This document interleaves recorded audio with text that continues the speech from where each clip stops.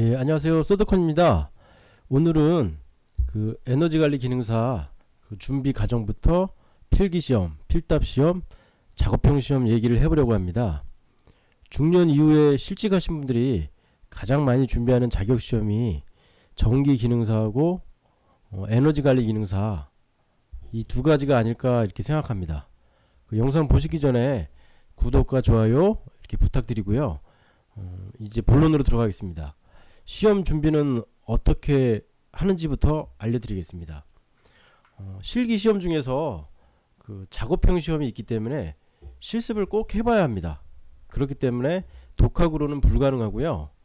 내일 배움 카드를 발급받아서 학원 수강을 하는 방법이 있고요. 또 한 가지는 서울에 사시면 서울에 4대 기술교육원이 있습니다. 북부, 서부, 남부, 동부 이렇게 기술교육원이 있습니다. 지방 쪽도 있을 텐데 지방은 잘 몰라 서울 기준에서 말씀드렸고요. 저는 서울 동부기술교육원에서 6개월 수업을 들었습니다. 서울 시민이면 기본적으로 수업료는 면제입니다. 그리고 필기시험을 붙게 되면 2년 안에 실기시험을 붙으면 필기시험 합격은 사라지지 않습니다. 필기시험 공부 방법을 알려드리겠습니다. 기본적으로 용어가 친숙하지 않기 때문에 2회 2주의 이론 강의를 한번 들어보시는 게 좋고요. 시험과 직결된 공부는 기출문제입니다. 기출문제를 많이 풀면 100점은 획득 못하더라도 합격 점수인 60점은 획득이 가능합니다. 기출문제에서 100% 똑같이 나오진 않은 것 같습니다. 이번엔 실기시험 공부 방법을 알려드리겠습니다. 필기는 기출문제 위주의 공부를 하시고 시간 투자만 하면 거의 누구나 합격이 가능합니다. 그러나 실기시험이 아주 골 때리는 시험입니다. 기능사라면 가장 낮은 단계의 기술 자격증입니다. 하지만 기능장보다 따기 힘든 게 기능사라고도 합니다. 운이 있어야 붙는다고들 얘기하고 있습니다. 왜냐하면 함정을 파놓고 떨어뜨리려고 시험을 보기 때문입니다. 필답 시험은 시험 회차별로 난이도 차이가 있겠지만 50점 만점에 20점 맞기가 쉽지가 않습니다. 기능장이 와도 만점 맞는 것은 불가능합니다. 필답 시험이 주관식 문제로 출제되는데 기출문제에서 일부 문제는 나오지만 대부분이 기출문제에서도 나오지 않고 무엇을 어떻게 공부해야 할지 모르겠습니다. 대부분 수험생들이 시험 전 벼락치기로 자주 나오는 문제만 공부해서 20점 안팎으로 점수를 획득하고 작업형 시험에서 40점 안팎으로 획득해서 합격하는 것으로 알고 있습니다. 만번 양보해서 필답 시험도 개인의 실력으로 능력으로 평가했다고 이해할 수 있습니다. 그러나 작업형 시험은 시험장 장비가 정말 엉망입니다. 이 부분은 운이 따라야 합니다. 이것이 과연 객관적이고 공정한 평가가 될까 의심입니다. 시험장에서 필요한 공구는 동간 커팅기, 강간 절단기, 고무망치, 배관 작업대, 동력 나사 절삭기, 페인트 마커, 용접기, 마른 걸레, 동간 밴딩기, 동간 확강기 등등이 있습니다. 여기서 개인이 지참해야 할 공구도 있고 희망자에 한해 지참해야 할 공구도 있습니다. 제 개인적인 체험을 말씀드리면 강간 절단 후 동력 나사 절삭기를 이용하려 했으나 동력 나사 절삭기 앞에는 줄이 서 있었습니다. 어찌할 줄 몰라 두리번거리니까 감독관은 동간 작업부터 선행하세요 라는 안내를 합니다. 오안내를 한 것입니다. 물론 가능은 하지만 강간 작업과 강간 치수가 정확히 마무리되고 측정된 이후에 동간 작업은 진행돼야 합니다. 오안내를 한 것입니다. 긴장된 상태에서 덜컹 감독관의 의견에 따라 그 순서에 따르게 됩니다. 평소와는 다른 졸업 순서로 인해 저는 당황할 수밖에 없었고 작품 완성에 부정적인 영향을 받게 됩니다. 그 이후 동력 나사 절삭기를 이용하려 할 때 동력 나사 절삭기에 잼볼트가 풀리지 않아 다이스 나사산을 조절할 수 없었고 두세 군데 동력 나사 절삭기를 돌아다니면서 얼추 나사 절삭이 잘 되는 기계를 사용할 수밖에 없었습니다. 나사 절삭 후 배관 부속을 손으로 연결할 시 남는 나사산이 3산에서 4산 정도가 돼야 합니다. 결국 정확한 나사 절삭이 불가능했습니다. 저에게는 해당 안되지만 빠가가 나는 분들도 있습니다. 나사가 뭉개져서 나사 절삭이 되는 경우가 발생하는 경우가 있습니다. 다행히 저는 나사 절삭이 얼추 진행이 됐지만 시험장에서의 불안과 스트레스와 당황감은 이루 말할 수 없이 불쾌했습니다. 이렇게 엉망인 장비를 갖다 놓고 무슨 국가 자격시험을 치르냐라는 생각을 했습니다. 나사 절삭 후 강간 조립을 진행합니다. 전체 치수, 부분 치수를 매 순간마다 측정하면서 위치와 수평을 생각하면서 강간 조립을 진행해 나갑니다. 정확한 치수는 높은 점수와 직결되니 아주 중요한 문제입니다. 어려운 문제이기도 하고요. 강간 조립을 힘든 가운데 마치고 동간 작업을 마무리해야 합니다. 여기서 또 한 번 난간에 봉착하게 됩니다. 동부기술교육원 실습교육 때 사용하던 동간 합강기는 총 모양 합강기였습니다. 그러나 실습장에서 제공된 합강기는 팔 운동할 때 사용하는 운동기구 모양의 동간 합강기가 제공되었습니다. 동부기술교육원 수업 중 강의실에서 교수님은 시험장에서는 다른 동간 합강기가 제공됩니다 라는 말씀을 한 번 하신 것이 실기시험 후 한참이 지난 후 기억이 났습니다.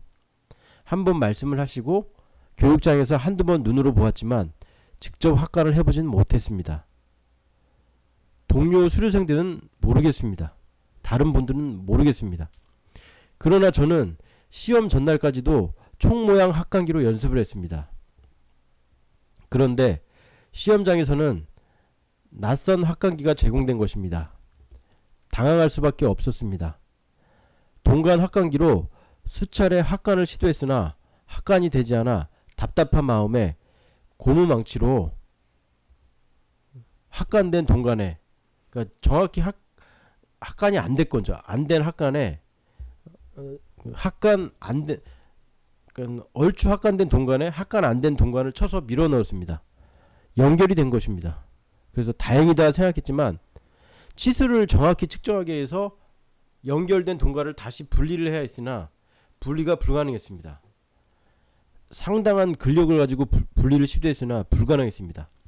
다른 연장을 사용하거나 다시 고무망치로 쳐서 분리를 해보려고 했으나 동간이 찢어질까 두려워 연결된 채로 용접을 하고 제출했고 수업 시험엔 통과했지만 치수 오작이 나왔습니다. 그간 땀 흘린 모든 연습 결과가 한순간에 실수 아닌 실수로 낙동강 오리알이 되었습니다.